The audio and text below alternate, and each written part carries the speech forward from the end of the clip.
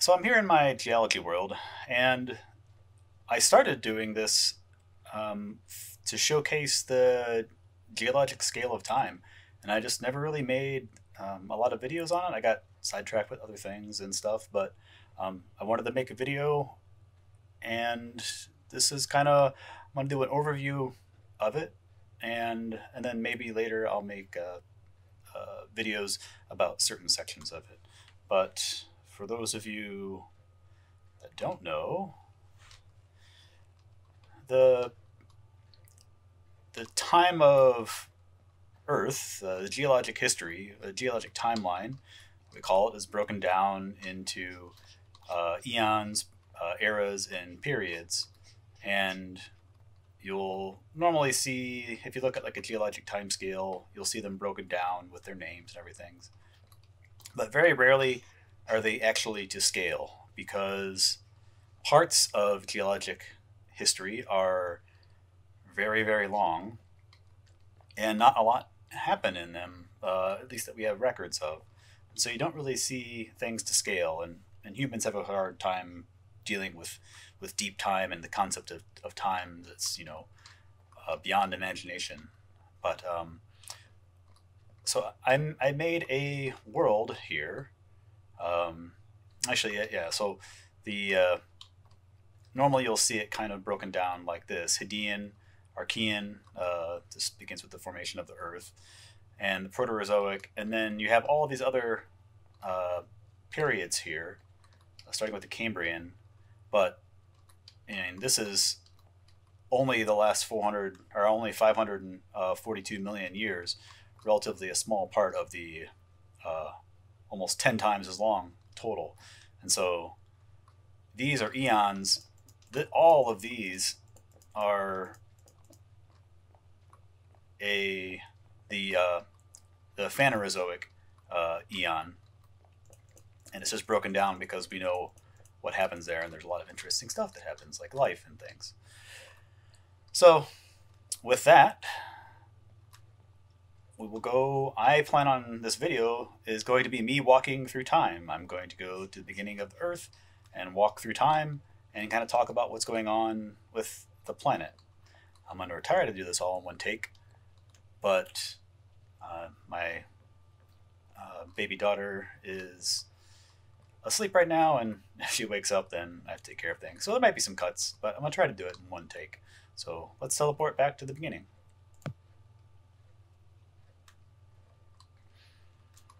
So slight hiccup as everything loads. I think I have my render distance turned up very high. So um, this is not the beginning of the universe. That happens 9,157 million years that way. But our story begins here. And it also, I guess I haven't really introduced this very well. We have time going towards the present down this direction. And on the left here, I have a diorama that is somewhat reminiscent of what the Earth would look like at that time. And so we begin here in the Hadean, 4.5 billion years ago, and this is the what we consider the beginning of Earth when Theia impacted Proto-Earth and formed the Moon. The Earth and the Earth as we know it and the Moon formed from this collision. At the time, I'm going to start walking because we have a lot of time to cover. So when that impact occurred, everything on the planet basically melted again. It's an incredible amount of energy was released, and lots of things were thrown up into the atmosphere and out into space, and then colliding back down, and you have lots of energy, thermal energy building up, and so much so that we don't have any record of minerals forming until the oldest minerals that we have found almost 100 million years after the collision event. So I'm using magma here to represent those minerals, and I'm going to keep walking. I have to keep walking, or else this video is going to take a very long time. But interesting of note, like the atmosphere just during this time had a lot of methane and carbon dioxide in it. The surface temperatures would have been over 500 degrees, and you actually had liquid water still because the atmosphere had so much pressure behind it. Um, it was still able to be liquid, and already here at 4,280 million years ago, we have the first evidence of life. I'll get more into that we up here more, but so during this process, where Earth is cooling down to some degree, we there's not a lot of place for Earth to cool down to. So we think of space as being cold, but space doesn't have a lot of molecules, and you need molecules to transfer energy off into things. So it takes a long time for the Earth to cool down. And then counteracting that, we have the late heavy bombardment starting. So it's a period of increased asteroid activity on Earth. And that lasted for several million years, where we had a significant amount of impacts, adding heat and energy and just destruction to the Earth. And then in here we have the end of our first eon. We have the end of the Edian at the beginning of the Archean age, eon. And that's set up by the oldest known rocks. Actual rocks would form now. Rocks are, if you haven't watched other parts of the series, you don't know about geology. Minerals, rocks are made up of minerals, so you can have minerals, but not necessarily a rock, but not the other way around. But the Earth is cold enough that we have some rocks forming, and there was probably rocks forming before that, but with plate tectonics and just what we found and what we tested, it takes a lot of time and energy to date things this old. But that's the oldest that we've found. And then here, we have the beginning of the Great Oxidation Event that started at 3,850 million years ago. And I'll talk more about that in a while. We're going to have a pretty good stretch of time up here that I can talk about what that actually means. And here the late heavy bombardment ends, so relatively more peaceful period of Earth's history. And I think I have one more thing, and then I can start talking about oldest banded iron formations. So this relates to the oxygenating the oceans and everything. So, like I said previously, we just had carbon dioxide and methane atmospheres, but the earliest forms of life were photosynthetic, like algae, and they would convert, just like modern plants convert CO2 into oxygen. But there wasn't any oxygen that was free. It was not O2. It was bound up in other things like CO2 and things like that. So if there was iron iron, if it's not oxidized like rust, it can be dissolved in water. And so the ocean was just filled with a lot of dissolved iron. This is oldest known stromatolites here, which is also going to relate to what I'm talking to. It'll all come together, don't worry. And stromatolites are an old organism. And when these organisms started to put out oxygen, it would put oxygen into the ocean, and that oxygen would react with dissolved iron. It would rust, and then it can't stay dissolved in the water anymore. So it then falls out. It precipitates, kind of like crystals growing, and it falls out into the bottom of the ocean. And so for millions of years as we've been going, organisms are taking in sunlight and converting CO2 to O2, and then the oxygen is being directly absorbed by iron in the ocean, and it's rusting. So all of that iron that's rusting settles out into the bottom and makes what we call banded iron formations, and that's where most of our iron that we use today comes from this time period. There's not, iron formations that are being made today, unless you count our like trash piles and stuff. But this is where all the iron comes from. Other iron that was in the earth has differentiated and sunk down into the core, which is where we had that sign for plate tectonics starting back there. the Earth was still so hot that a lot of things melted quickly, and you didn't have a lot of surface area that was staying around for a long time. You had these really small plates that were moving around, but heavier elements, they sink and they fall down into the Earth, and so the lighter elements float up to the surface. And so that's why today we have a lot of elements like aluminum and things in our crust. But let's see, banded iron formations are incredibly pretty. And I didn't talk about stromatolites. Stromatolites are one of the dominant organisms that was producing this. They are you can still find them today in I know you can find some in Australia, but they're basically mats of algae, and we have fossil records of those from this time, like all the way back there.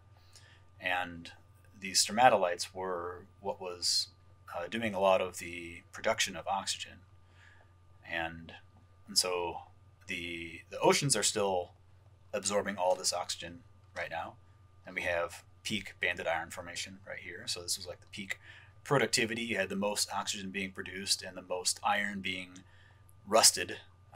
There's hypotheses that say the ocean would have been green before that time period, and then possibly in areas where you had high oxygen production that would have been like this red color, as the the oceans were literally rusting for millions of years. And I should say that I'm running at 4.6 million years, or 5.6 million years a second. So one block is 1 million years. I forgot if I said that at the beginning, but we're finally out of the Archean and into the Proterozoic eon. In this section, that the Proterozoic literally means like before life or early life, meaning before life. And all right, so free oxygen dissolves in the ocean now. So we've reached a point where oxygen is dissolved, and there's starting to be oxygen in the ocean. Like O2 can be dissolved in the ocean now. There's not enough iron to just suck it up and use it up. You can actually have oxygen free in the water now. It's the beginning of the first ice age here, at least the first one that we know of. This is one that lasts for a very long time and hypothesized to be the one of the snowball Earths, if you've ever heard of that term. But basically, the entire Earth might have frozen over for this entire period, and you have snow reflects a lot of heat, a lot of sunlight, and so you have the sunlight reflecting and the planet remains cold. I have some notes here. Okay, good, I remembered. That's reminding me to talk about snowball Earth. But yeah, it takes a long time to change or to get out of a snowball Earth, is because you have so much snow, so much sunlight is reflected that there isn't a lot of solar energy that enters. But one of those ways you can do it are large amounts of volcanism. This is the Marathon Large Igneous Province, or LIP. It's millions of years of eruption, and the beginning of the Columbia supercontinent, and the end of the snowball Earth. So millions of years of eruptions, huge amounts of volcanism, larger than like anything. This is the Bushfield Igneous Complex. A lot of platinum elements, platinum group elements come from this volcanic field. But huge eruptions, like larger than anything that we have seen in man's and time for an edit. Okay, well, I forgot what I was talking about. And so for the next billion years, which is also known as the Boring Billion, the continent begins to rust. We also have the formation of the first plate that forms, that's currently the North American plate. And we have a couple other things happen at the beginning here. Yeah, so now that the ocean is entirely oxygenated, we have the end of the banded iron formation, and the Columbia supercontinent is formed. So talked about now we're into the Boring Billion. So just like previously, when the ocean was filled with dissolved elements that, when oxygen was put into it by living organisms, there's just thunder outside. They started to rust and fall out. Now the same thing is happening on land. You have all of this iron and sulfur and things that are just present in laying on the ground, and that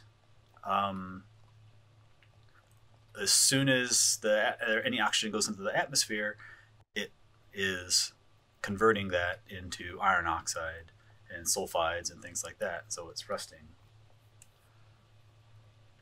So takes place over a very long time span. Obviously, the Earth is quite large, and there's a lot of things. A lot of these deposits got first evolution of mushrooms. At the time, I didn't have. Probably be more apt to do like glow lichen or something, because these didn't actually look like mushrooms. They would have been nothing like what we think of today. But lichen are part mushroom, part algae. So in the diorama here, I have mushrooms like throughout here a little bit. All right, another edit. Daughter is now currently asleep on my lap. We'll see how this works out now. Anyway, I was talking about mushrooms, and obviously we didn't have fossil mushrooms. They don't really preserve. It's too soft. I'll get to the Grenville in a second. But that's based off of chemical clocks, looking at like how DNA evolved and plotting how far back they would have split off from animals. But on the Grenville orogeny, orogeny is another fancy geologic name for mountain building event. And the Grenville was a mountain range that went up from Labrador down to I forget where it actually ends up at, but basically it kind of overlaps with the where the Appalachian Mountains formed later. And the Keweenaw Rift is a rift that, so you had the supercontinent of Columbia, and it was rifting events are what happen when a supercontinent splits. We currently have one in Eastern Africa, and so basically, and in Iceland also, you have the actual continent pulling apart due to plate tectonics and lava and things like coming up between.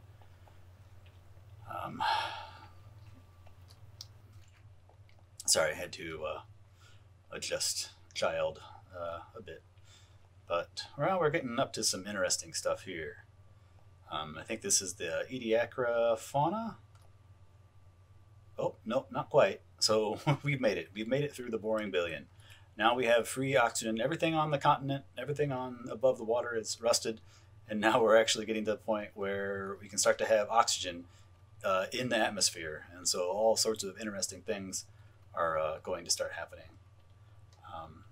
For most things, oxygen is a horrible poison, and early life it would have been poisonous, and so you had a lot of turnover of things, living things that were dying off because all this poison's in the air now. The start of the Cryogenian Ice Age, which lasts for a few million years here, not as long as the Snowball Earth one. I think this might be a Snowball Earth 2, or hypothesized to be a Snowball Earth. It just doesn't last as long as the previous one. Yeah, there's the end right there. And we have a mushroom that is growing up out of its containment. And here's one of my favorite things, my favorite little facts. This is, let's see, we are at 600 million years ago, and there's finally enough oxygen in the environment that fire can exist. So previous to this time on Earth, there was no fire. There was nothing. Fire needs oxygen to exist, and there was not enough oxygen on the planet, like in the atmosphere, for fires to exist. Not that there was a whole lot to burn. Usually, organic things are burning, and there really wasn't that much organic material left or around at this point, which brings us to the Ediacaran biota fossils. They're some of the first evidence we have of complex multicellular life.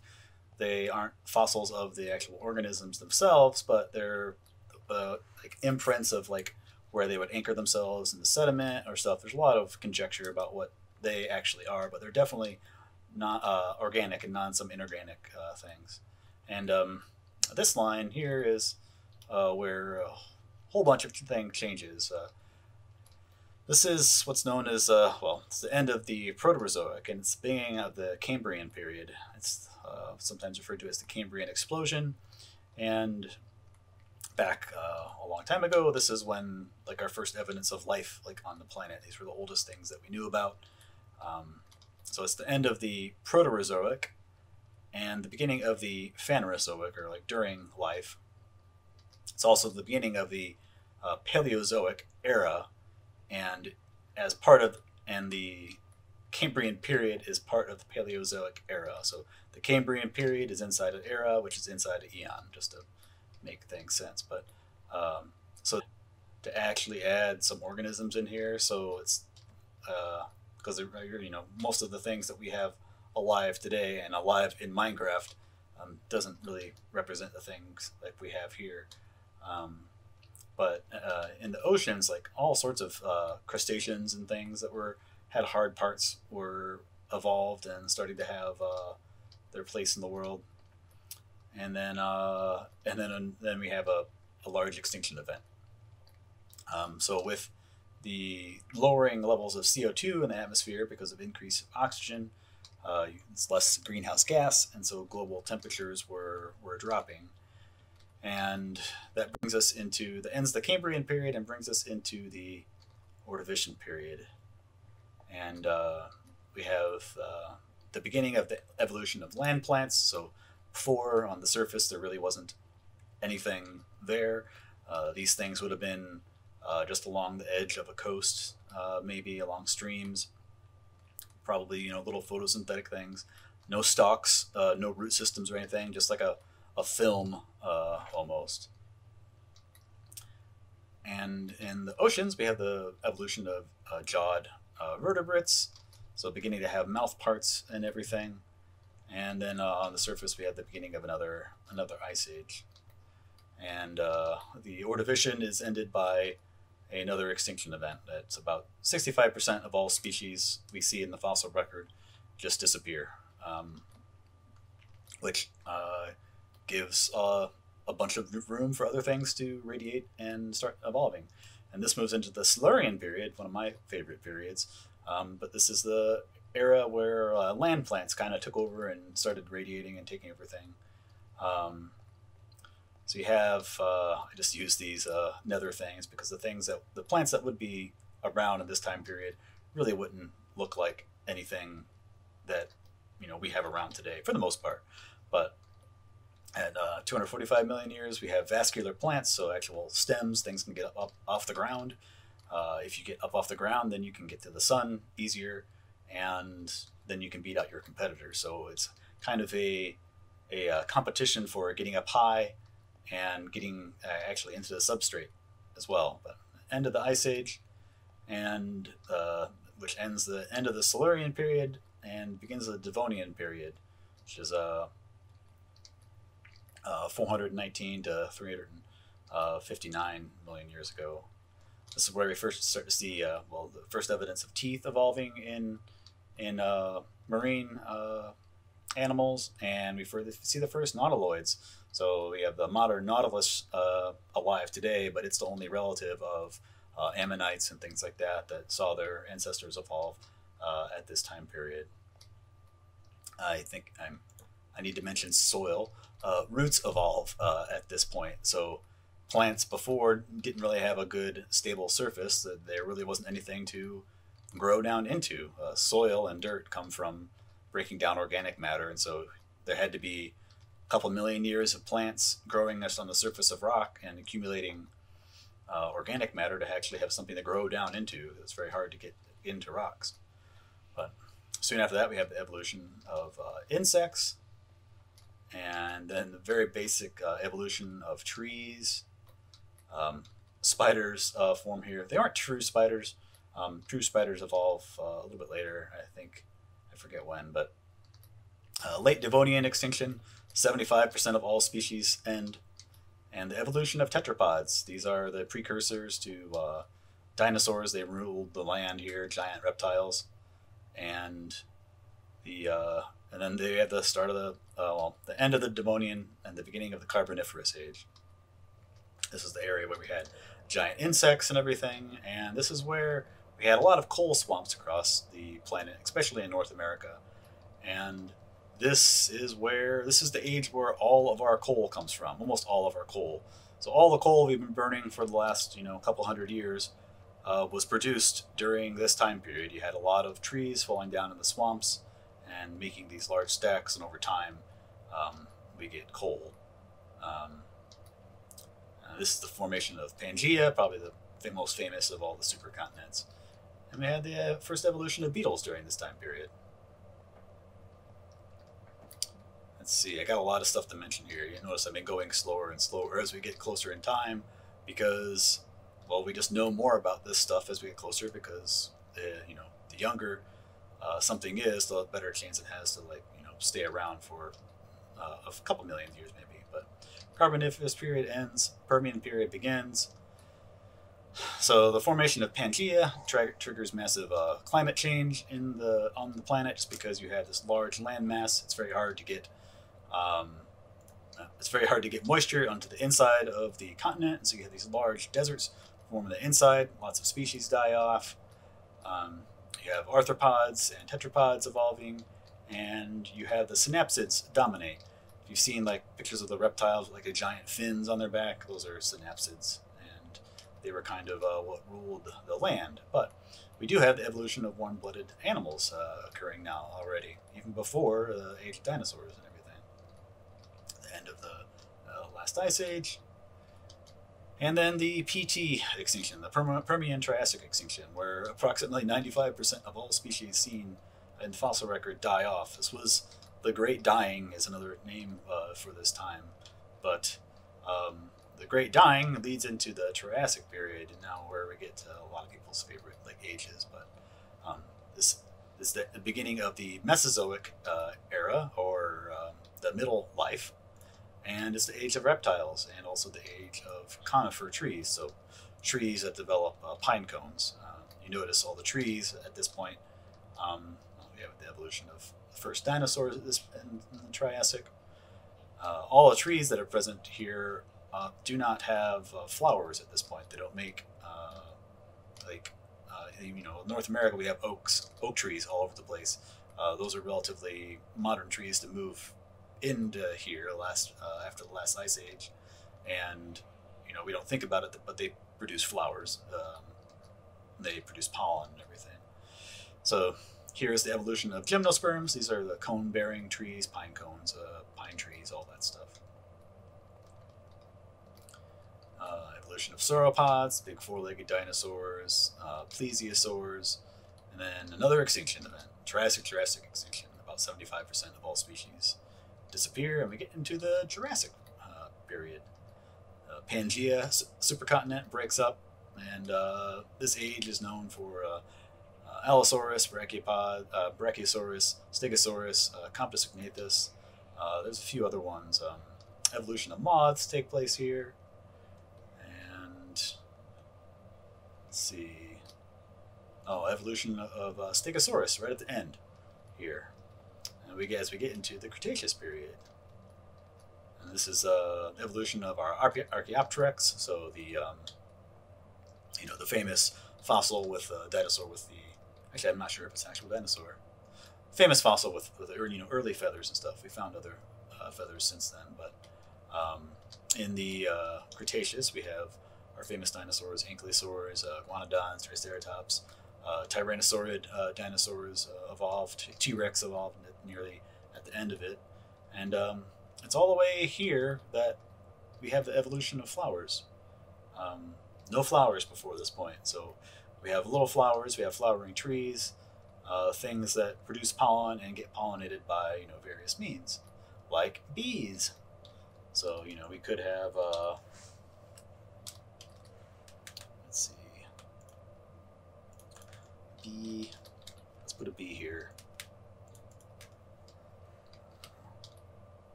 Shoot, I forgot what a LE80? Yeah. Alright, let's see. We'll put a bee here. Come back here. There we go. There's our bee. They just evolved. They're going to go around and pollinate for us. Soon after, we have the evolution of crocodile extinction, sometimes referred to as the KT or the KPG extinction event. And where I do research out in Montana, I actually do work like right at this line here. Actually, this last million years, working in the Hell Creek out in Montana, but I do work right in this area. Some of my research involves that stuff. But we transition into the Cenozoic area, or new life. It's you know, the rise of mammals. We have bats and primates evolving soon.